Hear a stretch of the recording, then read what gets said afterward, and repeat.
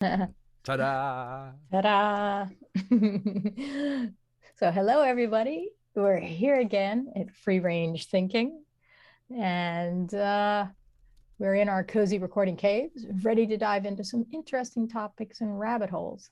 And yeah, I think today might be very, very interesting. I'll try and control my speed of speech, which might be hard.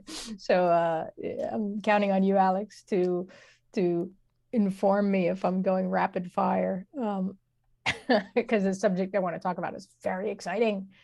And I'm really excited then as well. yeah, so I'm Sharon Lee. And I'm Alex, Carl. And every week we serve up a delicious buffet of neurodivergent topics, discussions, questions, explorations around the subject of living as a neurodivergent human. And we enjoy talking about and celebrating how people like us can not only thrive in today's world but prosper. Because the world desperately needs neurodivergent humans to being real transformation and evolution to mankind. Yeah, and we are definitely the keys through that shitstorm of a one size fits all world, and that is no joke. No, that is definitely no joke. That is no joke. And this one size fits all. I mean, sometimes one size fits all might save you some time, but it's exhausting. But just by the nature of it, the one size fits all it's exclusionary because nobody fits Yes. or yeah everything yeah something doesn't it's not possible for Yes. something to fit everybody. Yeah. Yeah, and as we talked before, like the cupcake situation, like why do we need any cupcakes? We have what did you say? Breakfast, dinner, and lunch. Breakfast, Why do lunch, we and need dinner. cupcakes? Well, that's just a silly question. Of course we need cupcakes. Yes. Just not for breakfast, lunch, and dinner. Yes. Yeah. And you have to. I mean, maybe people are just uncomfortable with saying no, I don't need this, or no, I don't want this, and then they take it anyway, and then afterwards they feel guilty or bad about it, and then they project their anger on Their the anger on the and one shame. Their the anger and anger and shame shame on on the yeah. one size fits all, and Well, that's a rabbit hole. That's a cupcake shaped rabbit hole that you've opened there because it's like our cupcakes one size fits all. Mm, Well, yes, it could be argued. Yes, but for the people who with gluten and vegan um, needs and or preferences, depending on where you are on that scale, uh, yeah. But there are they're cupcakes, and if they're specially made, they could be. But yeah, the form of a cupcake, the little tasty treat, not a whole lot of it. You yeah. could take one. I'm a fan.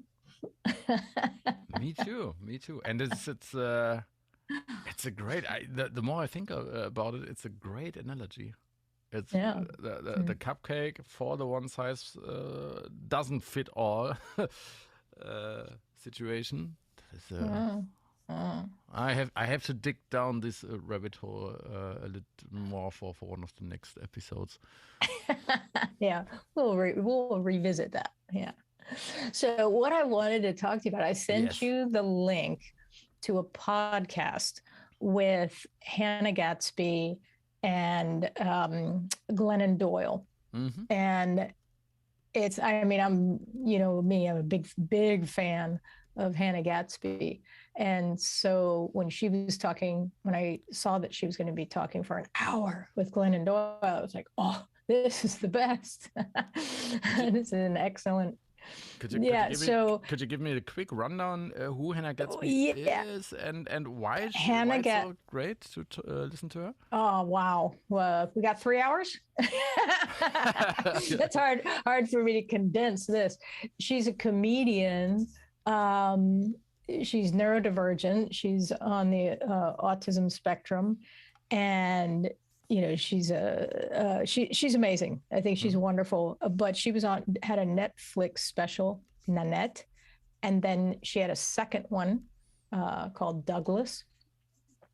And so right now she's actually talking more publicly because she wrote a book called 10 Steps to Nanette about the process of putting together that show and like how that show came to be. And so, totally. I'm going to order it and consume it, but I haven't yet because I will be completely irresponsible of all my responsibilities that I have to do.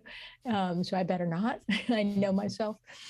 But she's amazing. And she kind of single-handedly changed how female comedians present their art or perform their art, however you say that.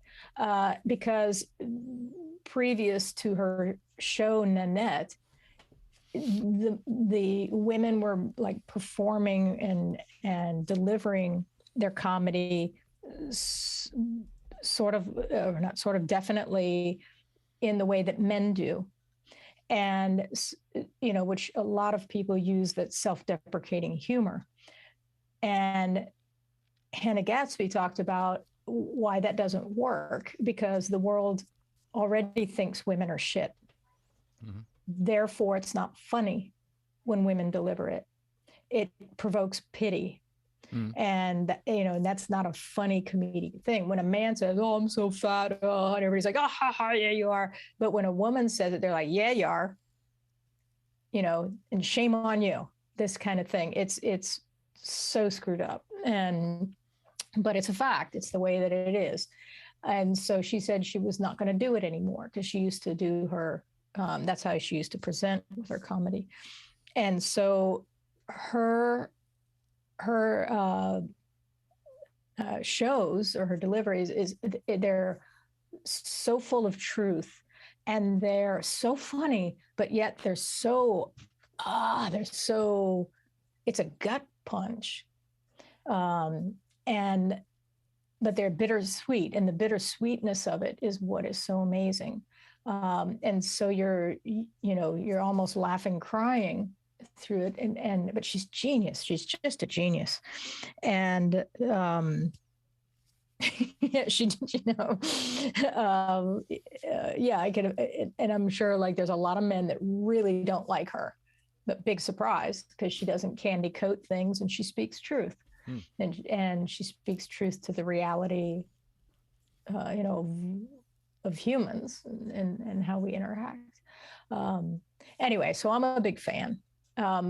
So we and just to let you know this, in February, end of January, Saskia and I had tickets to see her in Paris, and it was canceled because she was in Iceland. And she slipped on the ice and broke her leg, but like really broke her leg.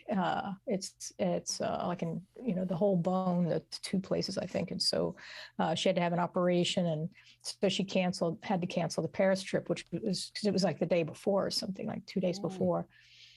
And so, of course, we were really disappointed. But then she said that she put another one on the calendar for that date. And it actually falls in October, during my birthday week.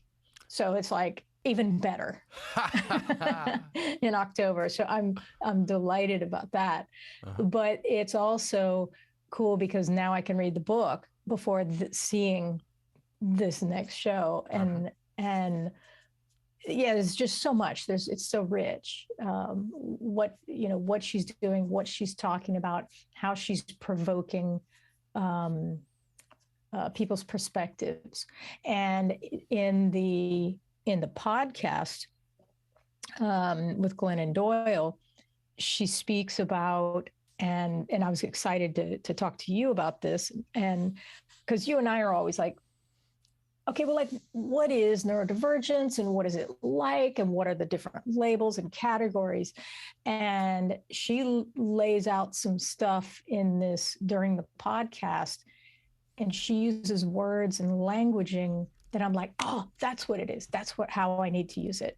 I was really excited about that. And the one that I just has like completely hijacked my brain is hold on a second.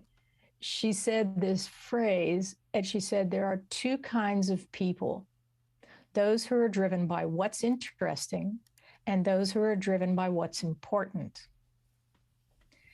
And the neurodivergence pretty much exists in the first group. And I was like, what? And I had to pause the podcast and think about that a bit. Can you say the phrase once more? There are two kinds of people: those who are driven by what's interesting. Okay.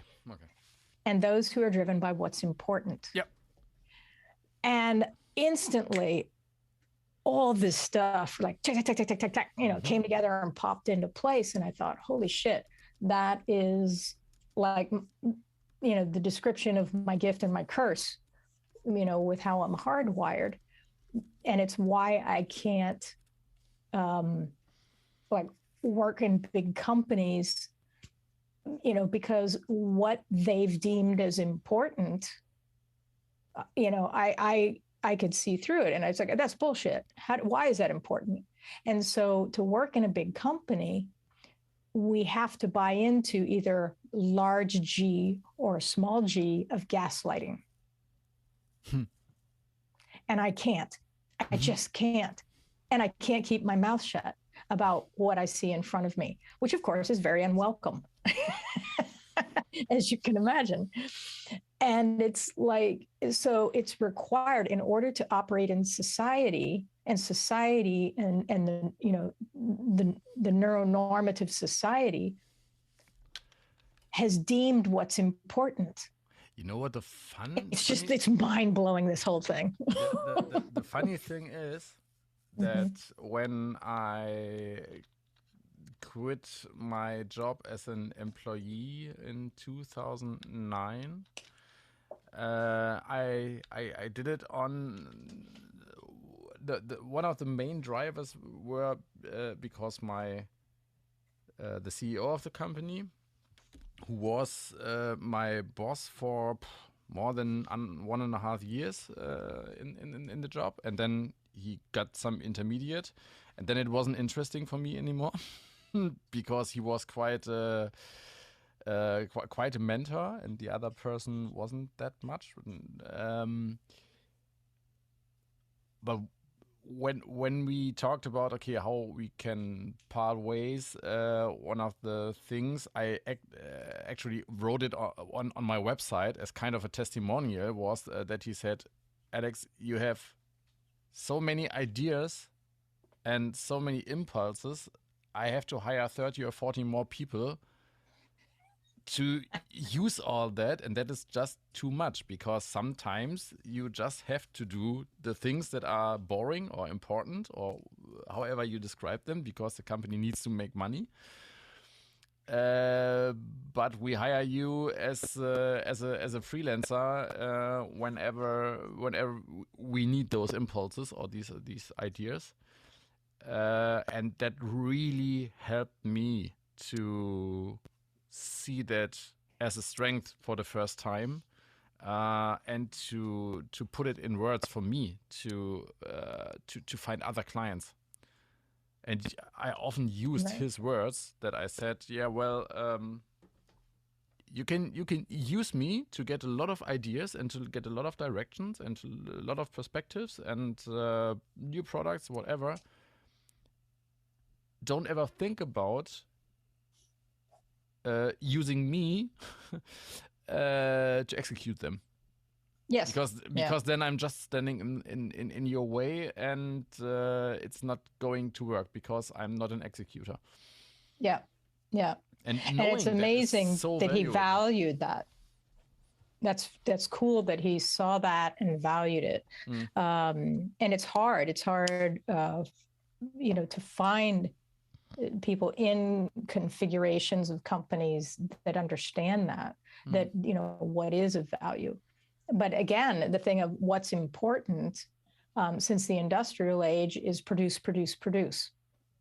And and create more one-size-fits-all things. This has been judged or decided as important. And so, this is a thing that causes a lot of discomfort and almost instant marginalization. Yes. I just talked in another call this morning with a technical agency exactly about that. That they have a lot of products, and they are able to individualize those products for other clients or for new clients. They are quite good at that, but a lot of clients still aren't used to that because it's always this. Okay, marketing normally is I have a factory, I produce something, and now I tell other people that they need it.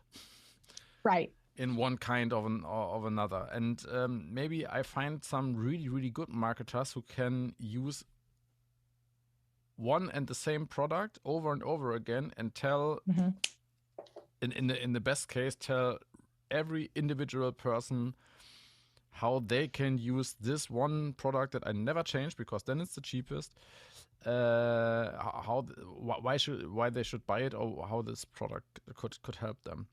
And the new form of industrialization, not only marketing, but because the marketing is just the way how you get people to buy it. But but the marketing is also based on the industrial model.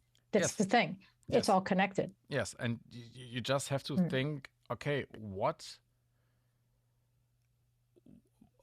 can I do as a company? And how can I change what I am doing individually so that every customer gets exactly, or we come as near as possible to exactly what those customer needs. And that's that's such a big amount of work for a lot of companies. But that's why instead of doing one massive company that tries to do all those different things, this is why we need a number of little companies and everybody gets to share and there's little specialties. Yes. Yeah. But the competition has been such that the big companies buy out the little companies and then they homogenize everything. This is the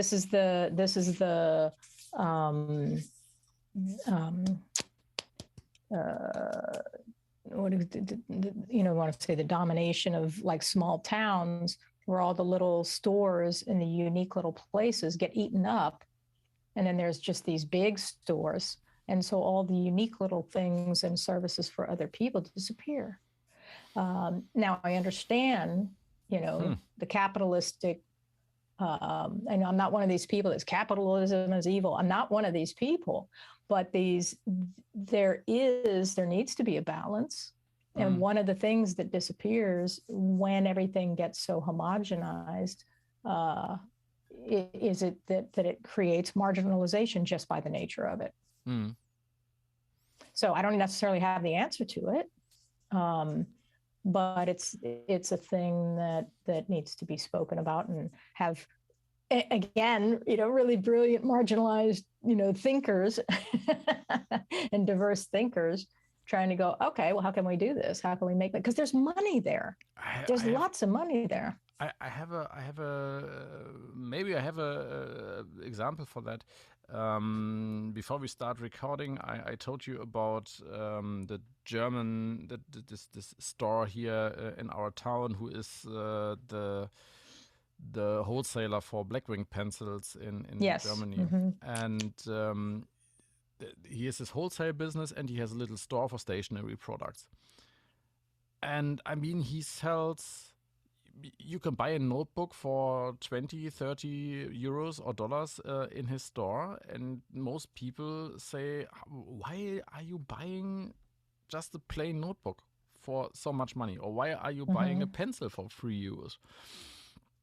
And he and his wife also, they are so into their products. They travel like to Japan, to Korea, to Belgium, to the companies where they buy the paper. He can tell you not only stories, but he can tell you so much about those products and how you can use them and what you can do with them. He can show you what you can write or draw, and that I'm happy to pay. And he can also just tell you why the price is that much and why he has to take that kind of money. And he's really good at bringing products into his store and into his wholesale business that you don't find on Amazon, because it's not profitable for Amazon, for example, or for other big online shops. But he finds this niches where people the unique really, one-off. Yes. The specialized. That's work. That's just hard work. Yeah. But it's passion as well, because what he's doing is sharing his passion. Yes. Yes. Yeah. And I mean, there are other people in stationery stores. I just say in normal stationery stores who have no idea about their products that they are selling, who can tell you anything about it. And that's the point where I say, no, I don't buy it. That's the thing where I don't would like to pay higher prices. Then I can go to Amazon. Yeah. And I think a lot of little businesses are missing out on all these opportunities, and they just there's so much possibilities if you look for which kind of people is really passionate and engaged about those products. What are they doing with it? You can find and that's one side of it. Yeah, and that's one side of it. That's just the products. But when you're talking about people who are neurodivergent, and what the market, the untapped market, and it's two things. It's the untapped market from that side of it, but from the people who are, who have the companies. Like you said, the guy, just what you said about earlier about the guy that recognized what you brought to the company and how to use you. But this is, the untapped resource of having neurodivergence in companies to keep them, full of fresh ideas. Is, it's a thing that is definitely needed, definitely untapped. Some companies do it, but not many. No. Not many. And but this is the when Hanna Gadsby was speaking about these things, I was thinking, and so she was talking about what it takes for her to preload, and then at the other end of it, when she's done with something, to kind of recharge after doing an interview. And it was interesting what she was talking about, because somebody can go into work and they can go into meetings and they can meet with clients or meet with other coworkers, and it's no big deal. But when you're trying to integrate, neurodivergence into, the workforce, it's like you have to take into account. Sometimes it takes a little bit longer. So you have to make more space. But people see, again, it's that thing of what's important is bottom line, more money, more money, more money. Optimize. And so in a system that is what's important, they're going to optimize out divergent thinkers and the idea makers and the creatives. There's no question of that. So it's like, how do we, help people to put that back in and understand and come up with a new definition of what's important. It's funny because all of a sudden I thought, oh, okay, that's what I can be. I could be a liaison. I can not be a liaison, but I can act in a liaison manner in some kind of capacity to help change the view of, or the definition of what's important, and at least being an instigator of, poking the tiger and going, hey, this is not all what it seems to be. And actually you're leaving money on the table because of this. For example, I saw this morning, I guess it was this morning. I think it was this morning. I've seen so many things like this. I'm going to try and pull it up. It was on LinkedIn, and I made a comment. I saw this great, hold on a second. Let me pull this up here. I apologize. Let me find this. Yeah, here it is. Okay, there's this thing that I saw, and it's using neuroscience as an in-store fragrance finder, or a fragrance finder based on neuroscience. And it's for like the L'Oreal company and Yves Saint Laurent. And so, of course, it's in Dubai. It's not in Europe. I'm like, what? Are you kidding me? But it's the thing. So I read through the marketing thing, and I was like, yeah, of course, they're only doing it for their perfumes, none of which I can wear, being an HSP. And so the comment that I made, so this is the instigation. This is an example of what we can do to instigate. Mm-hmm. And those of us who are neurodivergent, it's important, I think it's important, to kindly, gently, and be generous, but generous in a gentle way, with kind of provoking another perspective. So I wrote, I love this idea. I said, I'm dying to try it, but I can't. It would be a migraine city.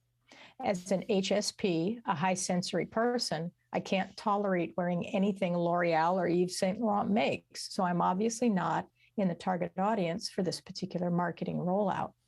I'd love to challenge the L'Oreal group or other genius developers to develop a device that works with natural, lighter scents and ingredients. I know it's not as popular, I put as screamingly profitable, to create products for marginalized, diverse groups. I do see a window of opportunity here to create something awesome, just because it would be amazing to do so. And what would people think and feel about your company if you did? It's like, because perfume is about feelings. Wow. And this is what I mean. It's my job to be an instigator. It's my job to get people to maybe think twice. My guess is that nobody's going to, think anything. Now, I got a number of likes on it. Nobody answered back to it. But I don't expect it to. I just put it out there. Mm. I just like planting seeds. I just have to add, sometimes I can be a yes and expert too. What was going through my mind was this typical Tim Ferriss question: What if it would be easy?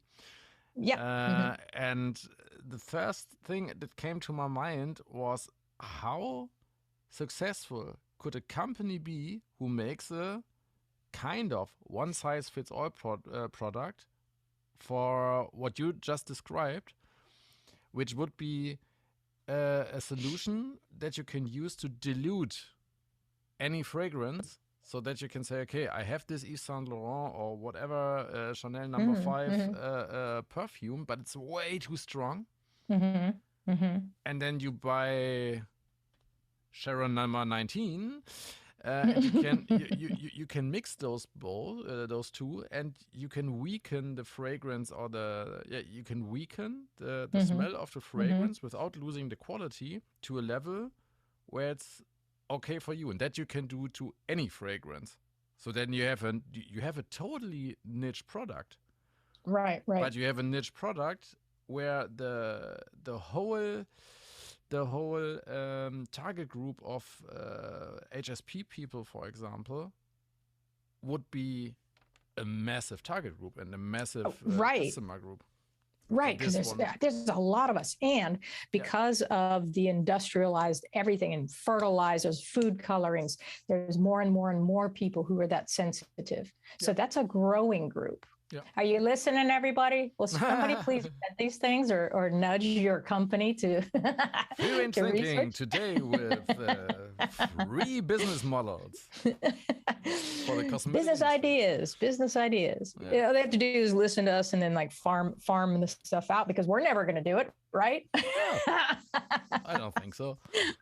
No, but it's, because the idea that I was coming up with was, of course, again, it wouldn't be very profitable in terms of, the old models of profitability, the one size fits all, but come up with something that they could customize. Because why couldn't they? Why couldn't they customize something that smelled good for each person? And that you could come up with your own recipe. Like, what would that look like? I think that is very exciting. But again, it's for this particular thing, they get you down to like a number of choices, and then you get like 3 choices from their perfume line. That's so narrow. And of course they're doing it to sell their perfume. I get it. I totally get it. And it's brilliant what they're doing. But it's like, the things they could use that with, the idea of it. I just remember how I came up with this. I was on an event at Mercedes-Benz back in 2011 or so, and it was all about senses. I think it was in Munich. It was in a hotel in Munich. They chose the hotel because it's one of the first hotels that put a fragrance in the lobby. So you come into the hotel, and it immediately annoyed me. And then we had a workshop about the senses and how Mercedes is designing for all senses. So like this new car fragrance, for example, when you the smell of a new car, which is built up on the leathers and the glues that they are using and so on. So it's not normally it's not a really nice smell. No. And one of the guys there, he was the futurologist from Mercedes-Benz, and he was working together with his wife there, and they explained to us that especially the smell is the sense that is still directly connected to our limbic system. Exactly. And if you smell something, then your brain reacts instantly. For example, when you smell fire, so that you can react in a second and run away. It's one of the strongest remaining instincts that we have as humans, as domesticated humans. Yes. Yeah, for sure. And it's also able to adapt really quickly, because when there's a campfire, for example, first you smell the fire and your limbic system kicks in and says danger. And after 2 or 3 minutes, you are not going to smell it that intensely anymore, because then you got used to it and your whole system realized, okay, it's not a dangerous situation, it's totally okay, and then you are able to smell other things again.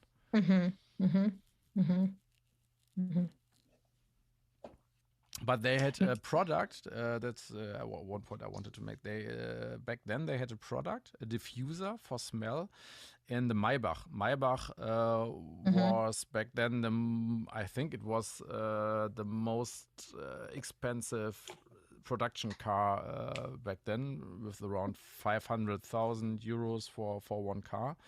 And in there they had a a little fragrance diffuser. And it's funny. It's really funny what details you are remembering. But this diffuser costs around 5,000 euros back then. And you had to choose, or you could choose just between 3 or 4 fragrances. Yeah. But you were able to adjust the intensity of them, and you had a fragrance that was supposed to activate the system or give you more energy, and you had one that should calm you down a little bit and relax.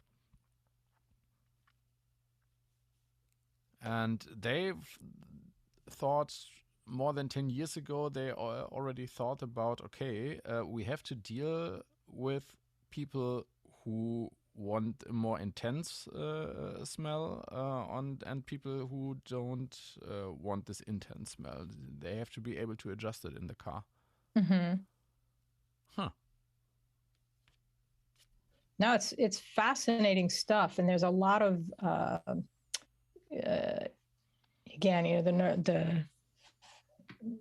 neurodesign, the neuroscience, design, neuro research. It's like all these companies. It's the hot new thing to have a neuroscience department of some part of what somebody's building, depending on the company and the product. But it's they talk about. No, I'm not going to go down that rabbit hole. That's just be often running with that. But yeah, to come back to the like, what do we do in this era where people are talking more and there is a higher awareness? So I'm curious of what it's going to do to, how it's going to change products and marketing, and because people can no longer say, I didn't know, we didn't know, because now there's ways to know and to be aware of so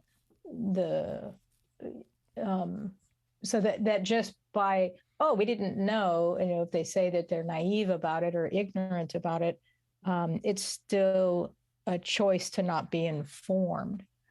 And so I'm wondering how these companies are going to react to, it's going to look in the beginning like accusations of bad choices, but, because we're in a transitory period. And so I find that interesting. I think the companies who are, I just came across this thought, the companies that are really diverse in their customer groups, like a company like Mercedes, who are selling really small cars like Smart up to the highest luxury class. They have a big advantage because they can afford to work in the important and in the interesting sections. They can afford to have like a high performance car development section up to the Formula One, for example, and race cars, but also in the luxurious segment where they can try out things, and then those trickle down over the years into all other market segments, and you find like safety assistance or some convenience systems like heated steering wheel or so. After several years, you find that in the moderately priced regions as well. Maybe that is at least companies that are more open. And it just takes somebody, again, it's about planting seeds and instigating conversations. And I was having a conversation this morning talking about, it's like, because it depends on how you look at it. If you look at it as interesting versus important, then that's polarizing. If you look at it as interesting and important because of, and I think, we could think big, but we also kind of come in close into what we do on a daily basis. And of course, the way I'm hardwired, completely driven. My engine is completely driven by what's interesting. And if I, of course, I do the important things that I need to do, and I make sure, especially the age that I am now, I really make the effort, because bills have to be paid, right? And the cat needs food, huh? Important things. And but it's kind of like, what does that look like? Is it, if you look at two circles that then get closer and closer and start to overlap, kind of like a Venn diagram. Does it look like that? Where where there's an overlap? Or is it more like when you put your fingers kind of together, intertwined? Does it look like that? Or one hand on top of each other? Is it like that? Totally two filters on top of each other. It's like, of course it's a scale for each of us. But what's balance? What's a good balance? Because I always think about the balance for myself and other things. So it's like interesting, and it's kind of the sweet spot. And for example, when I talk about, this podcast, for example, this is interesting and important. They're the two together. And so that, I think, is that a goal to work towards? What is it? The whole conversation around that. And it's also not funny because I was saying that whole conversation is interesting. And I noticed how many times I use the word interesting in the last 2 days. And it's a lot. My God. If I had, a euro for every time I said the word interesting, I was like, holy cow, can I wire that up somehow? And, and because it's true, it's so evident that, but it's funny to hear Hanna Gadsby talk about that. It's like, I'm not interested in these other things. Those aren't important to me, because if it's not interesting, then it tends to fall in the field or the range of unimportant, which of course we struggle with. But people also feel it when we're speaking, the neurodivergence, when we're speaking about things, and like, the people that can run on and on and on about a particular subject, and it's very narrow and nobody else really cares about that. And that's, that has implications in socializing. Do you think it's easier for neurodivergent people to find things that are that interesting to them, and so that it makes them important? What do you makes them important? No, what do you mean? Makes the thing important? Makes the thing important. So if you are...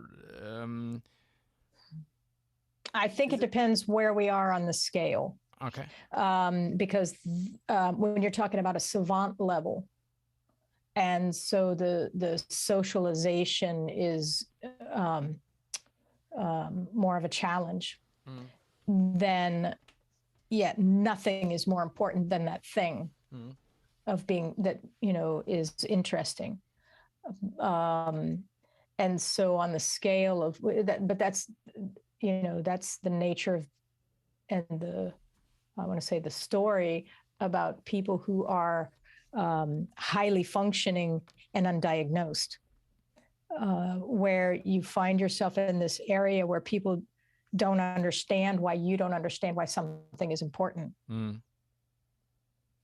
And, as you know, and I'm sure you can relate to this, which is why I wanted to talk to you about it.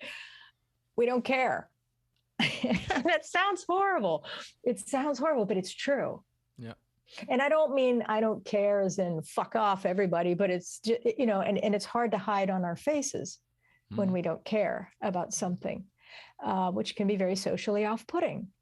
So, this is, again, the first thing I want to say is like, oh, this is so interesting. As a behavioral scientist, yeah, hell yeah. I love it. I just love it.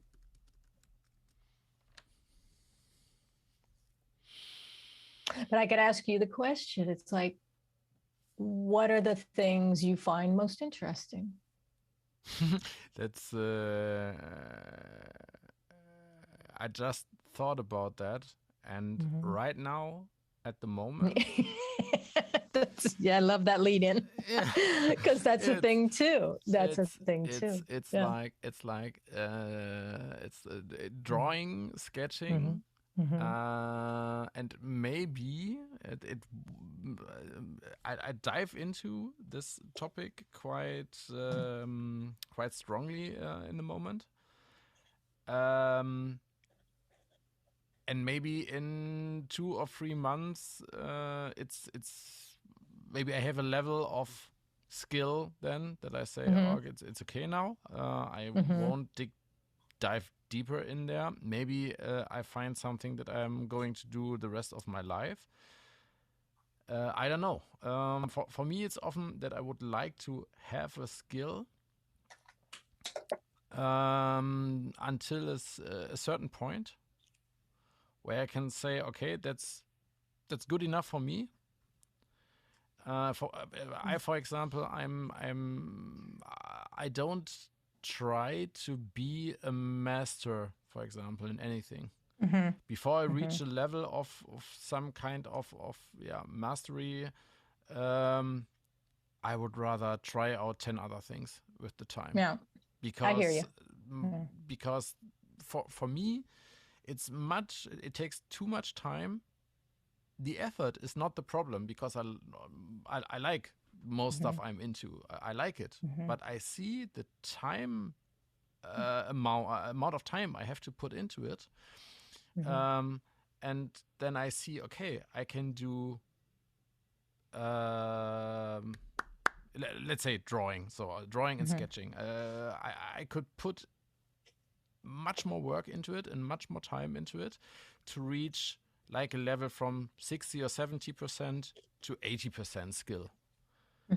And then I look on the other side and say, okay, or I can start learning the piano in the same time until I am at a level of 60%. I can learn calligraphy until I'm like 50%, and I can learn to write poetry. So I always would take the other 3 and put them in my arsenal of interests. Yeah. And that drives a lot of other people crazy. That's there's another rabbit hole, or there's another. My girlfriend always says, you've just seen another squirrel running around, and now you're chasing another squirrel. And for me, it's totally natural to. Exactly. Because there is this Venn diagram. For me, it's like, I don't want to have one circle of one skill, but I want a lots of little bubbles that are overlapping and that are working together, and so that the one skill can benefit from the other skill, for example. Yes, because that's how I feel about it. Of course, you're preaching to the choir here, but it's all connected. And and this is what I noticed as well in terms of what's interesting and important. Again, I go back to how our cultures have been decided on. And since the kind of industrial age, it's, what's important, especially with the education system. And this has been brutal for neurodivergence, and it's gotten narrower and narrower, and they're only focusing on the STEM skills. For example, in America, there are so many schools who no longer have art and music programs. Because they've deemed it as unimportant. And that's crazy. So it because you need that. You need the creativity. Kids need the creativity. humans need the creativity. Humans are creative animals. And to cut that out and then not, but that has ripple effect. Sorry, I'm going on. I'm off and running. The gates are open. But there's, it has a ripple effect in a culture, because then the message, the unwritten, unspoken message is that it, what's important and what's not important. And so then people embody that. And so what people do for a living, then also, it touches everything. That when a kid comes home and says, "Mommy, Daddy, I want to be an artist," and the answer is like, oh no, what are we going to do? How are we going to stop this from happening? Because they want, Johnny or Patty to be a doctor or a lawyer, because that's what's deemed as more important and better. And so, but it's like we're breeding out creativity almost. Selective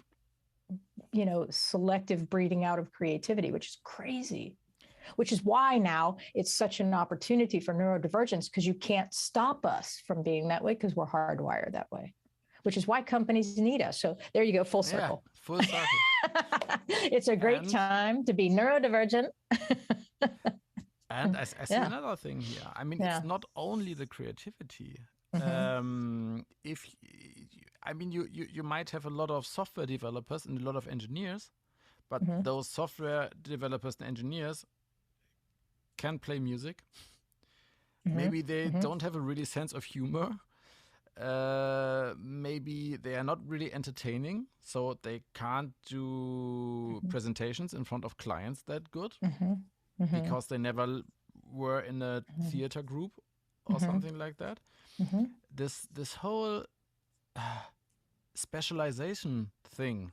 Exactly. So there's one coach for it's a strength coach for barbell training. So he has T-shirts on it with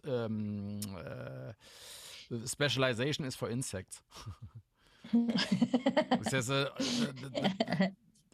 no body movement and no training should be so specialized that you can use it just for one movement.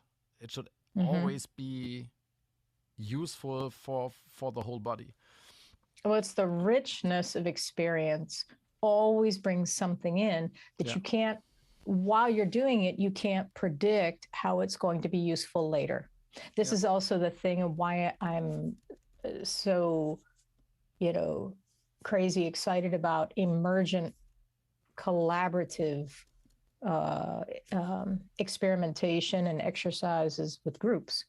And that when a group will, when people will agree to do that, it's an amazing thing. I mean, such amazing stuff comes out of it, but they have to be in agreement coming in the door. You can't put that on people, but this is what happens in a lot of companies. They say, we're going to have this, this workshop or this seminar, and people are like, oh yeah, right, I'm not going to do that, so they're super resistant. But if you have a group that's full body yes coming in the door, it's like, man, some amazing stuff happens. And you have to convince the company that the group experience is going to be really interesting, and it's important what might be the outcome, but you can't tell the outcome beforehand. Right. But it's again, sure. if a company is saying you have to do this because you work for us, people are going to be resistant to it just naturally. And so that's why I always explain, it's like I rarely do something like that within a company. It has to be, it's a rare company that has the connection and the true connectivity with their employees. But I work with the people who work with companies. Because for me, it's too frustrating, again, because I can't deal with I see how they're gaslighting their people, and it just can't, it's ridiculous to me to bring in something like a seminar that's like a Band-Aid on a hemorrhaging wound. I know that sounds horrible, but it's like, they're looking for a quick fix. Yeah. And, And they're doing it from a what's important thing, not from a what's interesting perspective. Yeah. So if I feel or have a conversation with people that they understand, or they feel that I could tell whether, if they're coming from that's interesting, holy cow, let's do that. It's completely different. It's the walls are down, the doors are open, and they're ready. And I do see more of it. Since the pandemic, I see more of it. Mm. I see people getting interested. I see people more open, which is very exciting and interesting to me.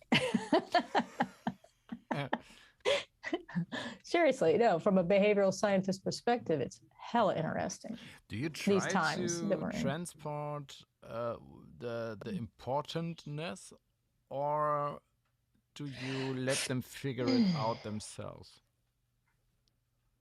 What are you talking about? Who do I try with who? You have to give me an example. For example, if a company is open enough to say, hey, Sharon, we would like to do a workshop, but we are not sure what we could do or why we should do it and how it... What's the result? What's the purpose is what they ask. What's the purpose of for the important things? Yeah. What might be the effect on the important things? Well, it's interesting. See, I said, God, I swear to God, it's like almost every other word. Yeah. I'm so amused by my hard wiring. It's crazy how strong it is. When I heard Hanna Gadsby say that phrase, I was like, holy shit, okay, I know how I have to now reword a lot of what I'm presenting. For example, there's a question that I ask people a lot, and it's like, what do you want? Like, what do you really want? And now I'm going to start asking, what's interesting for you about this? Because what you want, there's too much, people will answer you with actually what's important. Now I'm going to ask that as well after I ask what is interesting. So I'm going to start just everything. I'm going to lead everything that I'm doing with these two questions. Because then I know where they are. And once I know where they are, then we can start to have a discussion.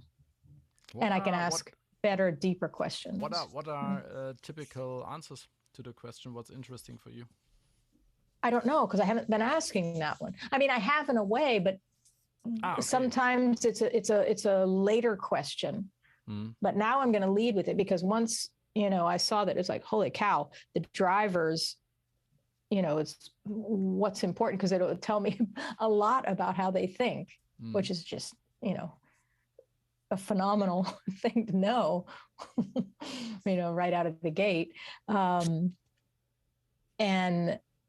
yeah, so it's changed my, the order kind of the questioning. I mean, always when I'm in front of somebody, I listen, and then I pick something from what they say, and then ask a question on that. But I'm going to start with these now, because I think it's going to get to the core faster. I think. I mean, this is just him reordering it. It's just a couple of days. Yeah, so I'll be having a lot of discussions in the next couple of weeks, and so I can tell you better later in a couple of weeks. But it's fun. And again, it's like asking about like the overlap then, and saying, what is that? And jumping past the I want to say, not necessarily denial, because denial sounds, but of course there is that sometimes, but normally it's a cultural, what people feel are the cultural shoulds and musts. And so the answers that I get, and I could tell that there's a conflict, but I don't know where it is a lot of times, but I can feel it.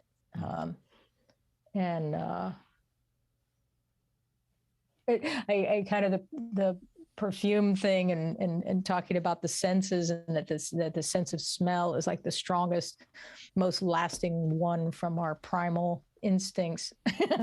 I would sort of like to start saying to people, yeah, I smell you. But that, and I know I'll right off the bat that that's going to be strangely received. But in my head, that's what I'm going to be thinking all the time now. I smell you. I smell your fear. I smell your, I smell your resistance. Yeah. That's not so unrealistic. I mean, you absolutely could smell fear or for sure. Excitement for sure. Because I can sense it. Yes. I'm totally, I can feel it off feeling it, especially if I'm online and, it's digitally, I could still tell, but it would be funny to say it. Just because it's funny to say it. Yeah. And of course, anything that's like that is interesting to me. So there you go. It hits all the buttons. Yeah. Is there a difference for you between interesting and fascinating? That's a good question. Oh, they're so close. There's just so... I could probably use them interchangeably. Okay. I thought as a non-native speaker, maybe there's slightly difference. Oh, dictionary-wise, I don't know. I'd have to look it up and just think about the feeling. Yeah. No, from me, I would say fascinating is a couple degrees more, not intense. Intense isn't the right word. More focused, more. It's a little bit. I don't know. I could use them interchangeably. I just realized why I came up with that. I think I sent you the links some weeks ago. Does the name Benjamin Zander ring a bell for you? I don't remember. Benjamin Zander is the lead, or was the lead conductor of the Boston Philharmonics, and I sent you a talk, and he said... Yes, I did not watch it. Okay. Not yet. He said in that talk, every time, and I think the talk was in front of other teachers and music teachers and so on, and he said every time a student makes a mistake, we always should go, and even if we are making a mistake as a person, we always should develop the habit to say, how fascinating, and then look at the mistake and why we made it. And he said, when we say how fascinating, instead of shit, or I messed up, or whatever, we give it another perspective. We look on mistakes in a more positive way. Absolutely. And especially for classical musicians. I mean, classical musicians' jobs is to play 250 years old notes in the most perfect, in air quotes, in a most perfect manner. There is not that much room for creativity. Exactly. Most people think, oh, you're a musician, you are so creative, and especially the classical musicians, they are not creative. Just in a really little span, they are allowed to be creative, but they are more. They're not creative in that particular way. It's interesting because what you bring up, because I have a friend who's a pianist and she works at the conservatory in Frankfurt, and at one point I thought, oh, I can have her come up with an intro for something that I wanted, or like the music. So I put it out to her. I said, so if you just like put together a little music or just sat down to play, what would you do to like capture the essence of me? And I didn't realize how ridiculous of a request that was, because I had assumed that would be nothing for her and so easy. And then she came back to me a couple of weeks later. She was like, okay, I haven't done this thing because I just don't do that. I don't create, I don't know how to create. And she was feeling bad. And then I was like, oh, and I realized that the request was, outside of the way that she's creative. But I assumed because she was a musician, she was creative in that way. But the improv, not every. But improv in that she doesn't do any improv at all. It's strictly repetitive, exactly what you just said. It's a skill and repetitive. Now she's wildly creative in other areas of her life. Mm-hmm. But with the music, it's a repetitive practice of a thing. And so that was very eye-opening. It's like the heart surgeon who is the heart surgeon should be really repetitive. He should adjust a little bit to every single patient, of course, but he shouldn't be too creative, like, oh, what happens if I cut here? How about put these two things together? Yes, and I can totally relate to it. I mean, she's a musician to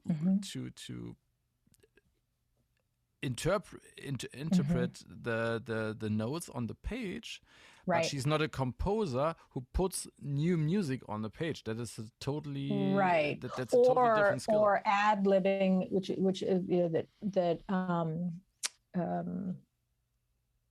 not ad-libbing, but the freestyle, like freestyle jazz. Yeah. So there's a lot. I know I love what you were saying about using the fascinating thing, but the creativity, because that's a science mindset. That's the experiment mindset. Yeah. And it's like life is a laboratory. Yeah. So everything should be fascinating, especially the mistakes. Yes. That's how I kind of think about it. Cool. But it also allows us, I think, to do some crazy, wonderful shit. And it's like I do stuff, frequently that I'm nowhere near ready to do.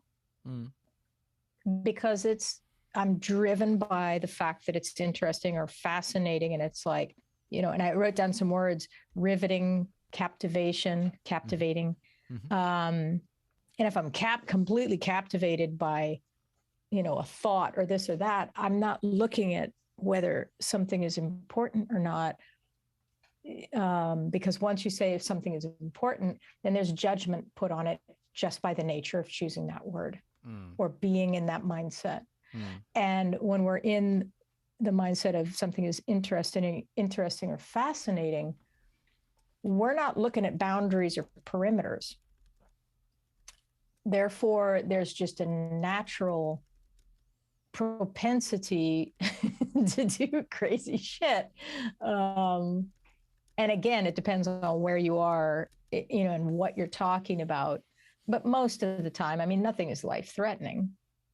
It can be reputationally threatening, for sure. And I am always aware of that. Well, not always, but like, for example, the thing of like, oh, I want to start telling people, yeah, I smell you. I have an idea for a parking downhill section. Okay. And it's the question that just came to my mind. How can we make important, in air quotes, important things more crazy and interesting to us? Yeah. This is also what I've been talking about this in the last couple of days.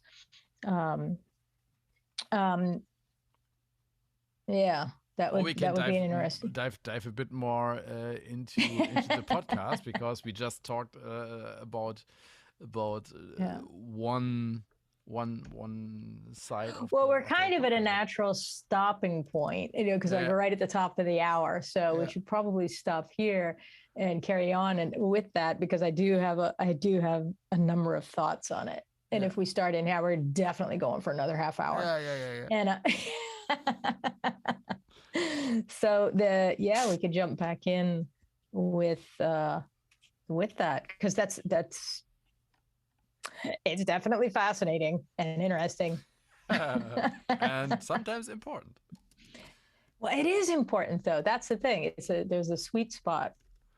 The thing is, most things that are interesting can be important, but not all important things are that interesting. Oh, yeah, there's a truth bomb. for us, at least. Well, no, I mean, how many people, the things are important to pay your taxes. Now, what is the percentage of people that find that interesting? I'm guessing fairly narrow. I would say in the one digit percentage, I guess. But you know what I like? I like that there are people who love that. And I'm so impressed when people have that in their, and that's the kind of person I would want to hire to do my taxes. That's who I'd be looking for. That. Yeah, that's exactly the type of person who I would. My tax consultant just was tested positive today, and I have to pay my taxes. I'm already overdue because I hate it so much, and now I have to pay it up front and then see what I can get back in some weeks because I'm so late. Yeah. But yeah, that is taxes. It's one of the hardest things for me. I don't know why. I do, because it's not interesting. It's more than not interesting. It shows me it agonizing. It makes me it makes me feel guilty and ashamed for what I have spent money on the last 12 months. So that I think, you had it wasn't necessary to buy that. So and it's this. I have to put together all those papers, and I have to look for them, and it shows me how unorganized I am in this regard. And then I feel so it's